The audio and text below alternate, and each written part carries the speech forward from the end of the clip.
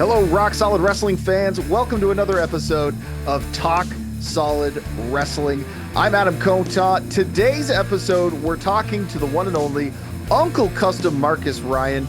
Now, if you've been watching wrestling as long as I have, and you grew up in the Ontario scene, you may have remembered Uncle Custom when he was the custom-made man, Markus Ryan, as part of the Hollywood Hunks. Or hey, maybe you're a Rock Solid Wrestling fan that remembers his incredible run as tag team champions with the notorious TID as the Dirty Vets, one of the best tag teams to ever lace them up in Rock Solid Wrestling. Or hey, maybe you like the modern product and you have that generational love for him and his nephew, Mikey Jenkins, as the Ring Truck Crew. Also two-time Rock Solid Wrestling tag team champions. Well, guess what? We talk about all of that in this episode. We span the whole era of his tag team tandems.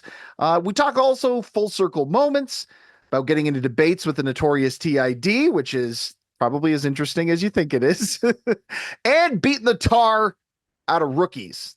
That's all coming up. All right, we got 20 minutes to get this done. Danny, ring the bell. So where are you today? Are you in the man cave or is this outside the man cave? This is the man cave. Now there's a man shed.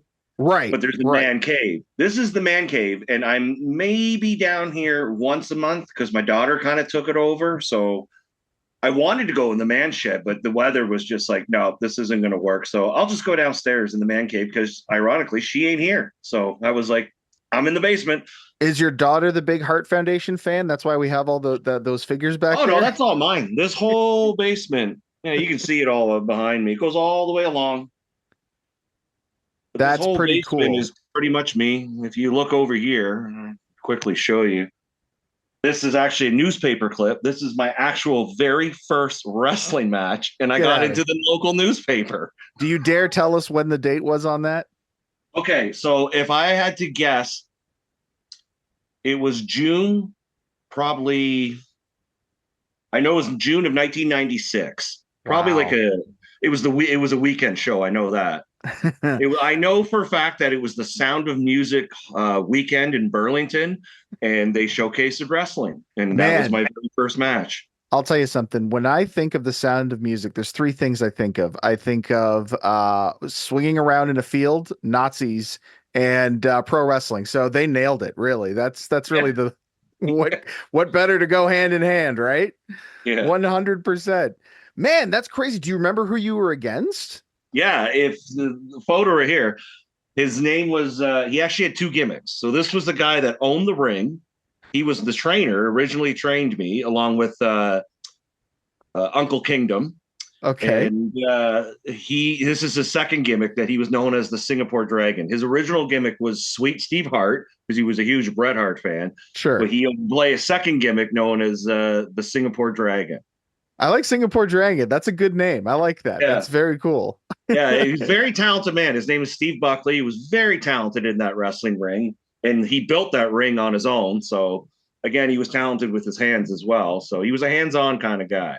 Boy, it's one of those things where you look back and you must say, like, I was trained by a guy who brought the ring truck from town to town, and here I am 30 years later, and now I'm the guy bringing the ring truck town to town and coaching the young guys and teaching them the ways. I feel like calling him up and saying, hey, do you want to join me? But he no, he does a lot of toy conventions. He organizes those. Get out of town. So he's like a convention guy now. Yeah, that's his thing. And he's got about 20 of those old school arcade cabinets that he brings to all the conventions. You might have to give me his number at that point then, because there's a couple of cabinets I'd love to have right there in the background of my place. Let me tell you. Here. Same here. Man, such a cool little piece of trivia. And let's kind of talk about how things have kind of progressed in your career, because it is very telling that you started off that way and now you run the truck. But also, I think for most people my age, remember you as a part of another team, which was the Hollywood Hunks. And I mean, that was my first exposure to you. You know, you and Steve and Otto And Yep. the three of you guys running roughshod over Ontario, and now you continue that tradition. First with Tid. Happy birthday to Tid, by the way. This will come out long after his birthday, but we are recording it on his birthday. And as Custom has made it clear to us, he will love having his birthday mentioned and shouted out. He loves those notifications, Loves getting especially those when you pings on text his him 3 phone. times in a row. How many times has he threatened to beat your head in already for that? I've laid off, but there were one time he was like, dude, seriously, like you've got to stop. And I was just text, waiting for that reply. And he was like, just stop, just stop. And mind you, he's in one city, I'm in the other, and he already knows what I'm doing. And he just writes, stop. He knows. So I've laid off for a while on that one. Probably to, the betterment of your health, I would think, in the long run. Look, I don't care if that guy's retired. I know he recently came back for a match at Neo, but no, I'll take like a rabid Wolverine over a retired TID any day, man. Yeah, no way. You don't retire in wrestling. That's true. You're not wrong about that. Yeah. It's really cool to see like the history between the two of you guys and how you guys are still able to like stay friends and stay connected and everything like that. What do you think was the best part about teaming with Tid for years and like traveling up and down the roads with him? Well, when we hooked up, I remember presenting it to him saying, why don't you and I just become a tag team? Because nobody wants to wrestle us anymore singles. So why don't we just team up? And he was like, no, he was hesitant at first. And then I'd say about a week or two, he was like, all right, we're going to do this. And then I remember he said to me, he's like, when I was doing the Hollywood Hunks thing, he knew that I don't want to say I was in control of it, but I was pretty much the one I was driving that bus with the rest of them.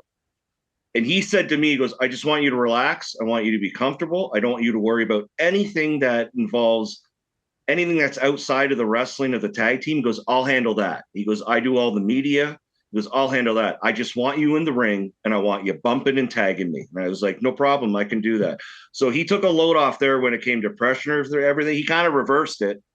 And he would just text me saying, I need you for this, this, and this. And it was like, okay, no problem. And we're like, I remember an old wrestler named Magnus Van Steel. He made a comment and he says, you two are like old ladies. You don't see each other for maybe even a year, but when you see each other, you two can't shut up. You just chat. So when it came to these long wrestling trips, I enjoyed it with him because we were always constantly chatting. And sometimes it wasn't even about wrestling. It was just about either life or did you happen to see the game? Have you heard about this? Have you heard about that? And then you just go off on it. And the next thing you know, we're like, oh, we're at the town. We made it. Wow. Okay. Time flew. Really, those are your best friends, right? Like I think everybody listening to this and watching this has a person in their life, maybe multiple people in their lives who they don't see them for a long time or they don't talk to them for a long time. And then as soon as they get together, they just pick right up where they left off. And I can't speak to anybody else, but for me personally, those are some of the strongest bonds that I've formed with people, right? So like it absolutely makes sense that you guys are still close after all these years. I like to text them every so often in the morning just to say good morning. And then other than that, sometimes we won't chat for a while and I'll just send out a text. Hey, man, everything okay? You good? Yeah, I'm good. Are you good? Yeah. And then that's it. We're good. We don't need to chat. I gotta tell you, I didn't expect like sweet comments from like the Uncle Custom interview, but here we are. Like this is a wonderful development here. Oh, there's also a flip side to that. There's been times where him and I remember a wrestler named Tyler Loveman, one of Crossbody's original students. I remember he looked at the two of us and said, how are you guys a tag team, let alone a friend? All you guys do is argue. But hey, all tag teams do that, huh? I was about to say, I'm sure there's also people listening or watching this who have friends like that, who all they do is fight and argue, but they're like brothers. You know what I mean? Yeah. And when it came to the argument would always just be the wrestling. It wouldn't be anything else. It would just be the tag team, the wrestling. And I mean, we weren't at each other's throats, but there were a few times where there's frustrations and everything. But other than that, once we went through the curtain, we would just knock it out the park. But I went through the same thing when I was dealing with the Hollywood Hunks. With Tid, it's just the two of us. When it was the Hollywood Hunks, there was 5 of us at one point. There was myself, Jamie Jackson, Stunning Sean, Otto, and we had a valet named Lady Raquel. And to get all five of us on the same page, like in the late 90s, early 2000, that was hard to get. Five of us in a room together to do anything wrestling related. Now, as hey, let's get together and do some, no problem. But when it came to wrestling, it was like, oh, my schedule this, my schedule that. With Tid and I living in the same city, it's. I always joke and say he lives on the other side of the tracks. So whenever we would cut promos, I would be like, all right, I'm on my way. We'll come to your house. It'll take me about 5 or 10 minutes. Sometimes I take one of the kids with me. So because Tid's his wife, she adopts the dogs and takes care of them. So we always call it, my daughter used to call it the zoo. Are we going to the zoo? He had all sorts of dogs. I think he's down to 7 now. He was originally at 10 or 11, but I think he's down to 7. Yeah, she fosters them, gets them all healthy, and then releases them to whoever takes them, I guess. Yeah. That's incredible, man. Which I believe Otto, when he was alive, bless his heart, I believe he got one of the dogs through Kelly. He had one of those little wiener dogs, called him Curtis. Yeah, that was his name, him and Curtis. So, yeah. Phenomenal. Going back real quick to what you were saying about getting 2 or heaven forbid 5 people on the same page when it comes to wrestling. I think that a lot of that comes from just passion, right? Like you love wrestling, and whenever you get people together who love something as much as you do, and you got to love it to do what we do, right? You're going to get people who have differing opinions, and they want to stick to those opinions and try to get you to see their side of it. And it's especially difficult when there's no clear veteran between the two of you. You both came up at the same time. You're both kind of on an equal footing here. So when you butt heads, there's definitely no automatic, well, I should probably just shut my mouth because this guy knows more than me kind of situation. Yeah. But now, very different situation for you as a tag team, because sure, you've got a guy who's passionate with you, but he's a young buck compared to, the grizzled veteran here. So how do you handle those kinds of situations with Mikey as opposed to Tid? Mikey, a lot different than Tid. I would say with Mikey, this last year alone, I don't want to say he stepped up, but he's found his own. He's very comfortable. At first, it was like, I think he had the attitude of, I don't know what I'm doing. I'm just going to listen to this guy. By the second year, he's telling me what to do. So he got comfortable around it. Mikey and I don't believe we've ever had any form of argument. If anything, I feel sorry for him because I make him drive all the time and I fall asleep on him. But other than that, it's a lot different with having a 25-year-old tag team partner, me being 50 and he's 25, than Tid and I being relatively the same age. Again, we would have little tit for tat arguments, but again, we would go through the curtain and we would do our thing. With Mikey and I, so far so good. We haven't had any arguments. We just had more of I want to say, I found Tid as a partner. He was very protective of the team. So I want to say I kind of took that and did the same thing with Mikey, seeing how Mikey Jenkins comes from Crossbody and he is Tid's student. It was just, I remember just saying to Tid, he's mine now, and I'm taking over with whatever it is that you guys are doing, but you won't be disappointed. Other than that, if anything, Mikey is, I guess, in a way, has kicked my ass to want to do better. So I'm grateful for having the little 25-year-old nephew as a tag team partner. Other than that, there's no arguments. We get along great.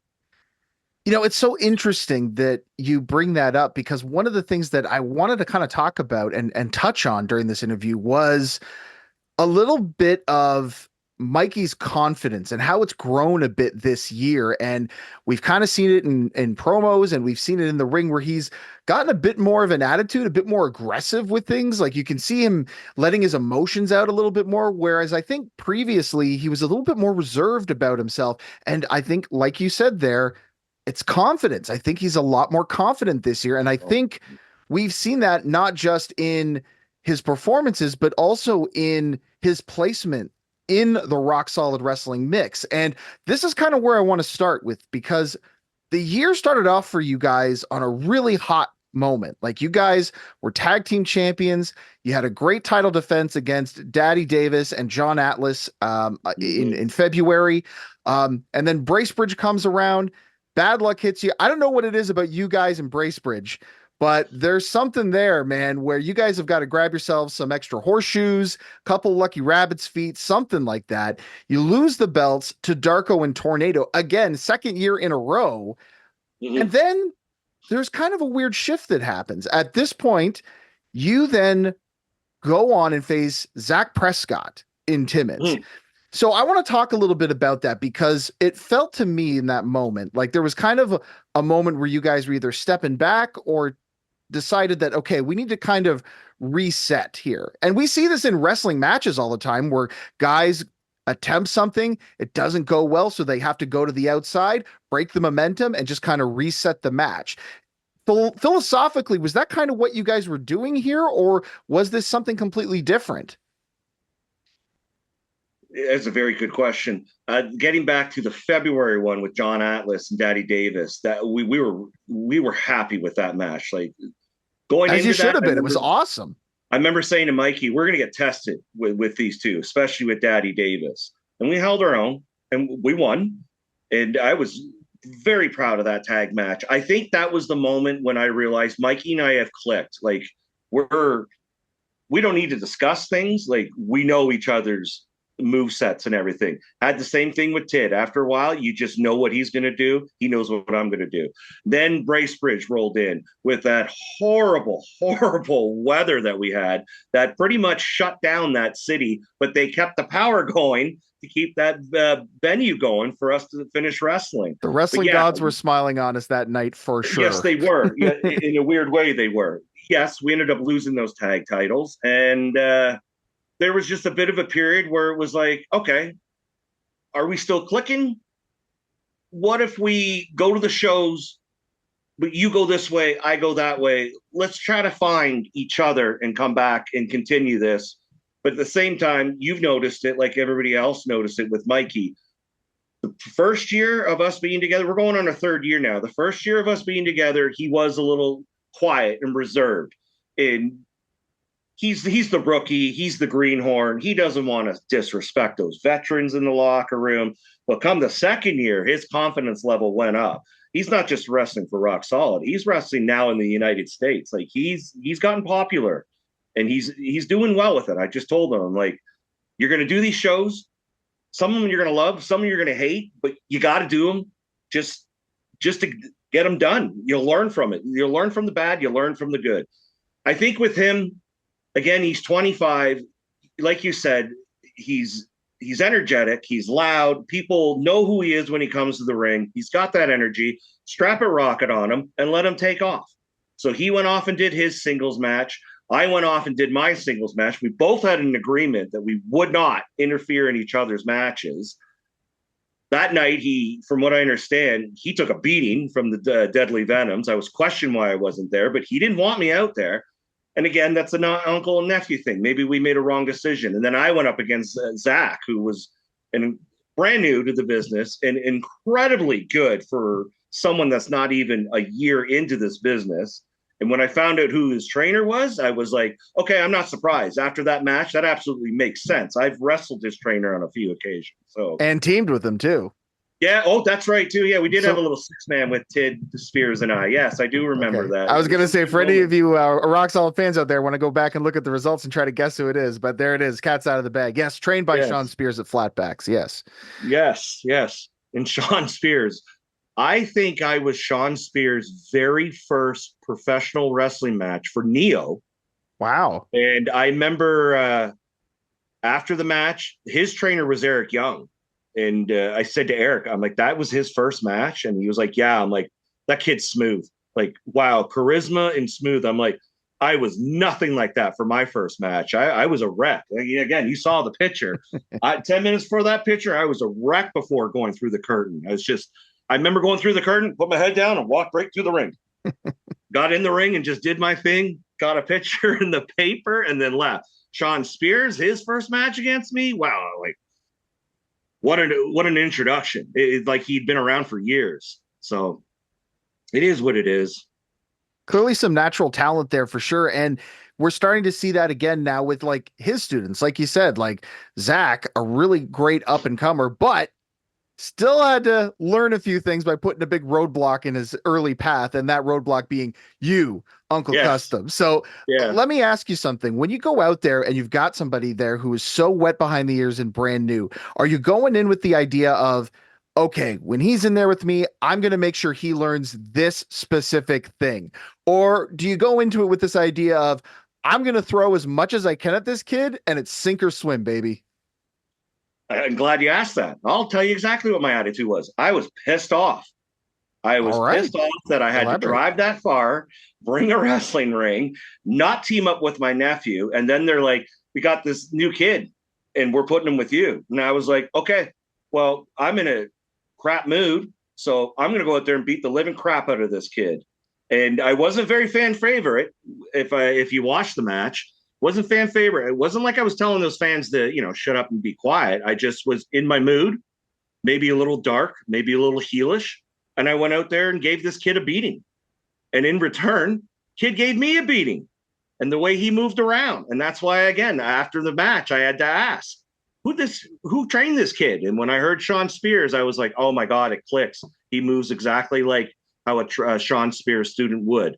But other than that, I was very happy with that match. I honestly thought there was going to be a rematch when we came back to Timmins. I was like, oh, I might be in another singles match because Mikey couldn't make this trip because, again, he was booked in the States. So I just assumed it was going to be myself versus that part 2. But, it's wrestling. Things change. So, and then I ended up with rematches and part 2s. We're going to have to continue this conversation on a rematch, on a part 2, because there's the bell. That's a 20-minute time limit. So, Custom, thank you so much for joining us. This was a great talk, man. I hope we get to do it again soon. Maybe next time, let's do a tour of the man shed. I really want to see it, and we got to talk about your Hot Wheels collection. I'm just going to leave it at that because I want to save a little something for the next time. Yeah, perfect. Thank you. Thank you, Adam, and thank you, Rock Solid Wrestling. Really enjoyed it. Looking forward to part 2. Man, I had such a great time talking with Uncle Custom for that 20-minute run. I hope I get to do it again soon because there's so much more to talk about. We didn't even talk about them being him and Mikey winning the tag belts in Kirkland Lake for the second year in a row this year. We didn't talk about what he thinks the future holds for them now that Mikey is starting to grow and mature a little bit more, and his legacy. That's all stuff I want to talk about. Plus, we didn't get to the man shed and the Hot Wheels collection. Not going to spoil anything, but you got to see it. We talked a lot of tag teams during this episode, so there's a lot of things you guys can do to help us out if you liked this episode and want to keep this show from doing well and showing up in a lot of algorithms. First thing is, if you're watching this on YouTube, like it and subscribe to the YouTube channel. If you're listening to this on Spotify, iTunes, anywhere you find great podcasts, and they have an option for you to comment on it. Please comment telling us what's your favorite Uncle Custom tag team. Are you a Hollywood Hunks person? Are you a Dirty Vets person? Are you a Ring Truck Crew or Crew person? Let me know. That's what I want you to comment on. And if you want to see more of Uncle Custom and Mikey J and Notorious TID, please start watching Rock Solid Wrestling TV on the Watchie app. This is a streaming service. You can get it for free. No dollars. Zero. All you got to do is download the app. You can do that through Roku. You can do that on Apple TV. You can do it on Fire Stick TV. You can even do it on your phone, Android, Apple, all that stuff. So go download the app and then look for Rock Solid Wrestling TV, and you can watch us 24 hours a day, 7 days a week for free. All right, before we wrap things up, if you've got a question that you'd like to ask me for a future episode, or that you'd like to ask a guest for a future episode, or maybe you want to tell me, hey man, get Tornado on the show. I hear that one a lot, which is weird. You think I can find Tornado out in the wilderness? Him and his blind dog? It's not easy, man. Here's what you can do. You can email me, info@rocksolidpro.ca. Let me know what you got for me. I'll see if I can get that onto a future episode. All right, that's it. We're going to wrap things up. Until next time, big thank you to our producer, Danny, and Pulse Hook Audio. Thanks for listening to Talk Solid Wrestling. Boy, that's how you know it's been a good one, because I'm all marbled mouth. We'll see you on the next episode. Whew, goodness.